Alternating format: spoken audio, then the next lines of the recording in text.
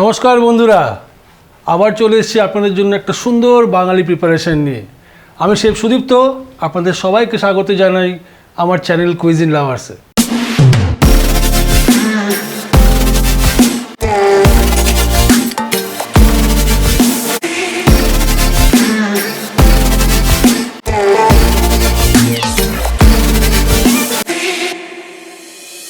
চলুন তাহলে রান্নাটা আজকে শুরু করা যাক। আইটেমটার নাম হলো ফিশ পাতুরি। ফিশ পাতুরি বাঙালির একটা অতি অসাধারণ প্রিপারেশান, যা বাঙালির যে কোনো শুভ অকেশানে প্রায় দেখতে পাওয়া যায়। তো সহজ পদ্ধতিতে করব, এবং এই আইটেমটা আমি এমন কিছু স্টেপস বলতে থাকবো বানাতে গিয়ে, যা আপনারা ফলো করলে প্রপারলি আপনারা বুঝতে পারবেন যে আপনারা যখন এই আইটেমটা বাড়িতে করেন তখন দেখেন হয়তো এই ছোটোখাটো সমস্যাগুলোতে আপনারা পড়েন। তো আমি সেই সমস্যাগুলো বলতে থাকবো আইটেমটা করতে করতে, এবং সেটা যাতে সমস্যা না হয় এবং খুব সহজে যাতে আপনারা বানাতে পারেন সেই টিপসটাও কিন্তু আমি দিতে থাকবো। কাজে পুরো ভিডিওটা সুন্দরভাবে দেখুন, আর বানানোর পরে অবশ্যই কমেন্ট করে জানাবেন কেমন লাগলো আপনাদের এই ভিডিওটা। চলুন তবে শুরু করা যাক আজকের প্রিপারেশন ফিশ পাতুরি। প্রথমেই আমরা মাছটাকে প্রপারলি যে সাইজে যে পিসে আমরা কাটবো সেটা কেটে নিই। এবার প্রথম টিপস হচ্ছে, অনেক সময় দেখবেন আপনারা মাছটা রান্না করার পরেও মাছ থেকে একটা আষ্টে ফ্লেভার বেরোয়। মাছটা অনেক সময় ফ্রেশ থাকলে পরে সেই ফ্লেভারটা একটু কম বেরোয়, কিন্তু বাজার থেকে ফ্রেশ কিনে নিয়ে আসলে পরেও অনেক সময় দেখা যায় যে সেই মাছ থেকে একটা আষ্টে গন্ধ বেরোয়। তো সেটা একটা পদ্ধতি আছে, যেই পদ্ধতিটা ফলো করলে পরে দেখবেন সেই মাছ থেকে আর কোনো বাজে আষ্টে গন্ধ বেরোবে না। সেটা হলো মাছটা কাটার পরে একটু জলের মধ্যে ভিনেগার আর নুন দিয়ে আধ ঘন্টা চুবিয়ে রাখুন, তারপরে সেই জলটাকে ফেলে দিন এবং মাছটাকে একবার ধুয়ে নিন। চলুন মাছটাকে আমরা আগে কেটে নিই।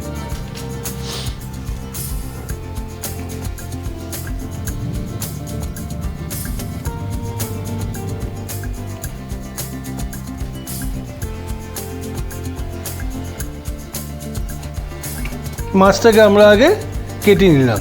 এবার মাছটাকে একটা বোলের মধ্যে নিয়ে তার মধ্যে একটু বেশি পরিমাণে নুন দেবেন একটু ভিনেগার,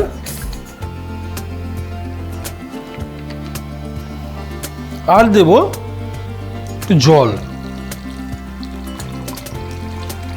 ভালো করে এটাকে মিশিয়ে দিন। মিশিয়ে আধ ঘন্টা এটাকে আপনারা রেখে দিন। এতে কি হবে, মাছের যদি কোনো বাজে স্মেল থাকে সেটা বেরিয়ে যাবে, আর মাছের ভিতরে নুন এবং ভিনেগারের যে একটা স্বাদ সেটাও কিন্তু সম্পূর্ণ ঢুকবে।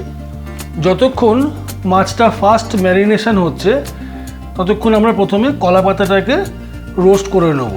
রোস্ট করে নেওয়ার দুটো কারণ হয়, একটা হচ্ছে কলা পাতা যাতে একদম নরম হয় এবং ইজিলি ভাজ করা যায়, দ্বিতীয়ত কলা পাতার মধ্যে একটা র ফ্লেভার থাকে।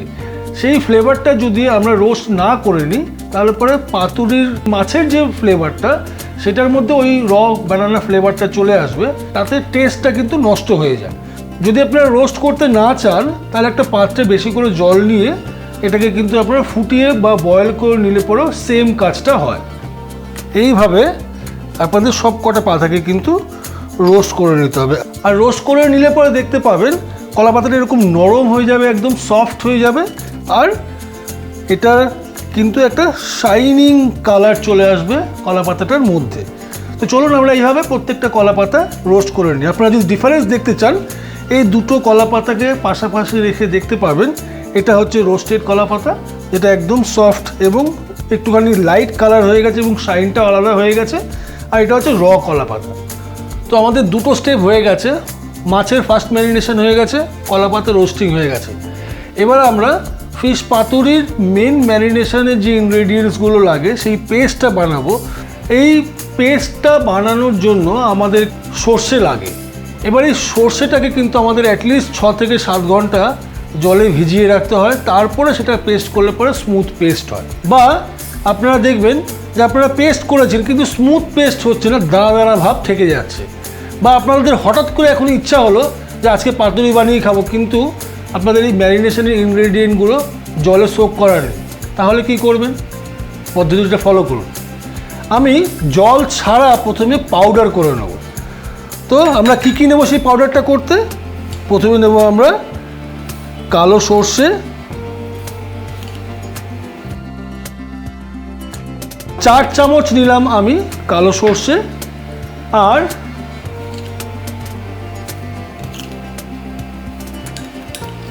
3 চামচ নিলাম আমি সাদা সর্ষে। কাজেই প্রথমে কালো সর্ষে এবং সাদা সর্ষে নিলাম, তার মধ্যে দেব আমি চিনি অল্প পরিমাণে 1 চামচ মতন, আর হাফ চামচের মতন নুন।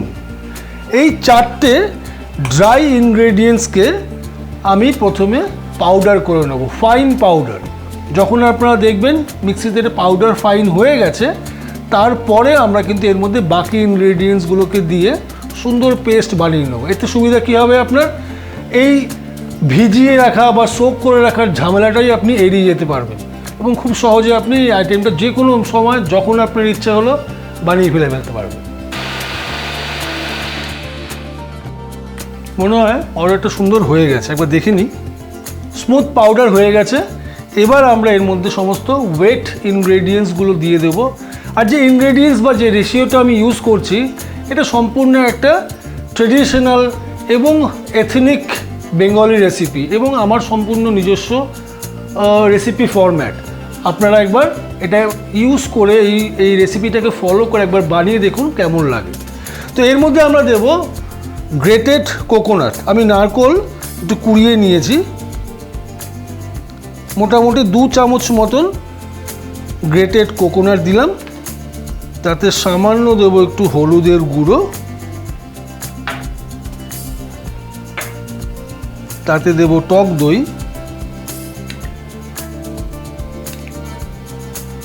3 চামচ মতন টক দই, 5-6টা কাজু বাদাম আর কাঁচা লঙ্কা, 5টা কাঁচা লঙ্কা দিলাম। এবার এটা দিয়ে ব্লেন্ড করে নেব। ব্লেন্ড করার পরে দেখে নেব টেস্টটা কেমন হয়েছে। আর এতে দেবো একটু সর্ষের তেল। ব্যাস, মোটামুটি সব ইনগ্রেডিয়েন্টস আমাদের দেওয়া হয়ে গেছে। এবার এটাকে সুন্দর আমরা স্মুথ পেস্ট বানিয়ে নেব।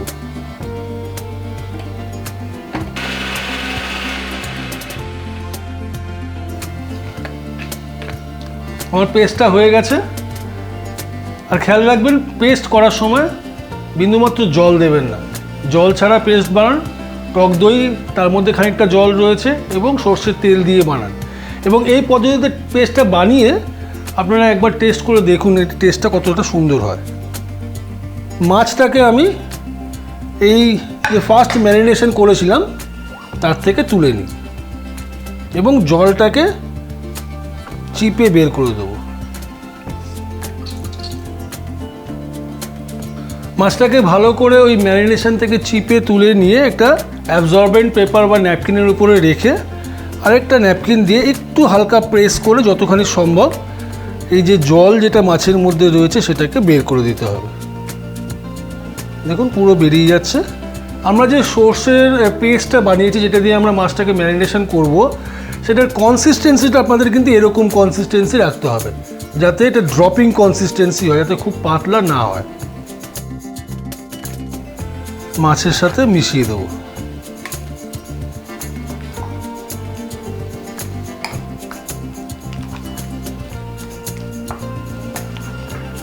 এবার এর মধ্যে আরও খানিকটা সর্ষের তেল দিয়ে দেবো।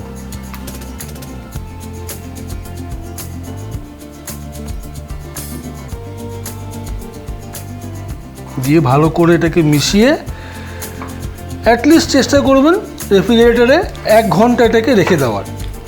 1 ঘন্টা রেখে দিয়ে এইবার এটা কুক করলে পরে মাছের ভিতরে ম্যারিনেশনের টেস্টটা ঢুকবে এবং খেতে আরও ভালো হবে। তো আমরা ভালো করে মোটামুটি ম্যারিনেশনটা মাছের সঙ্গে লাগিয়ে দিয়েছি। এবার চলুন এটাকে আমি ফ্রিজে রেখে দিই। 1 ঘন্টা পরে এটাকে ফ্রিজ থেকে বের করে আমরা পাতুরিটা ফিনিশ করব। পাতুরির মাছটা আমরা ফ্রিজ থেকে বের করে নিয়ে এসেছি। 1 ঘন্টা মতন আমরা ফ্রিজে রেখেছিলাম। এবার আমরা চলুন এটাকে পাতায় মুড়ে নিই। তো আমরা সেই রোস্টেড কলা পাতাটা নিয়ে নিলাম।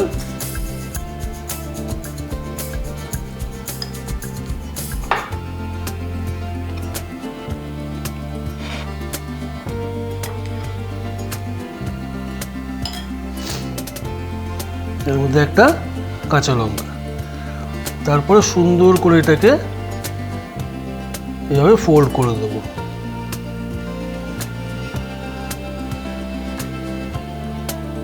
ফোল্ড করে দিয়ে আমরা এইভাবে রাখবো। আপনারা চাইলে পরে এটাকে সুতো দিয়ে বাঁধতে পারেন, তবে আপনারা যদি কলা পাতাটাকে সুন্দর করে রোস্ট করে নেন তাহলে সুতো দিয়ে না বাঁধলেও চলবে। দেখবেন আমরা তো বানাবো, তো এইভাবে আমাদের প্রত্যেকটা মাছকে রেডি করে নিতে হবে।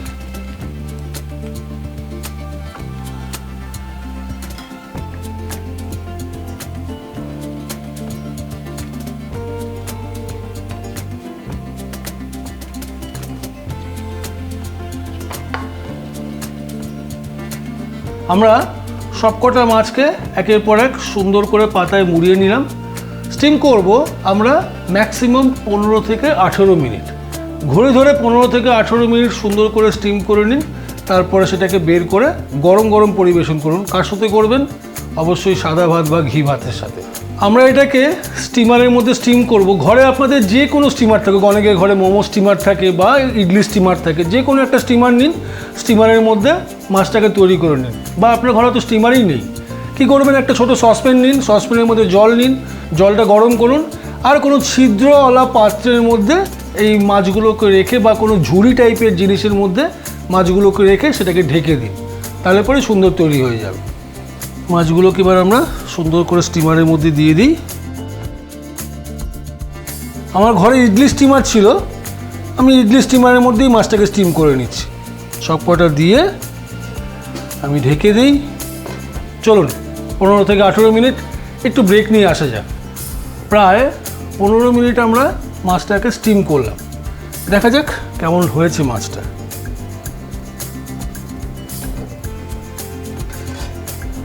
বাহ, দেখুন এরকমভাবে করলে একটা সুবিধা কি, এই গরম অবস্থায় সেই যদি আপনারা সুতো দিয়ে বাঁধেন তাহলে পরে সেই সুতোটাকে খুলতে হবে, খুলে পরিবেশন করতে হবে, একটা সমস্যা দাঁড়ায়। তো আপনারা প্রয়োজনে বিনা সুতোতেই কিন্তু দেখুন আমি করেছি, আপনারাও কিন্তু আরামসে বিনা সুতো বেঁধে এই মাছটা কিন্তু বানাতে পারেন। দেখা যাক মাছটা কেমন রান্না হয়েছে। বাহ, সুন্দর হয়েছে। অনেকক্ষণের প্রতীক্ষা আমাদের শেষ।